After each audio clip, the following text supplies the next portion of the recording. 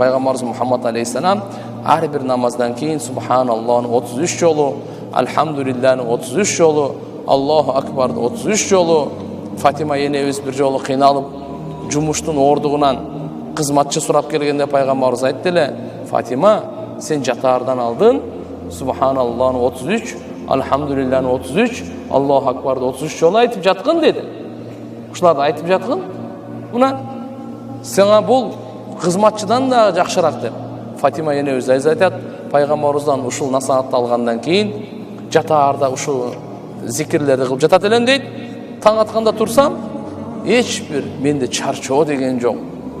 Бардыгы кайрадан күчтөнүп, бакубат болуп, эрте менен турат элем дейт. Чарчагандын бардыгы кетет эле дейт.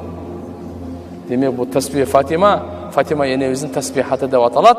Жатаардан алдын Субханаллах деп 33 жолу, Алхамдулиллах 33 жолу, Аллаху акбар деп 33 жолу айтып койду.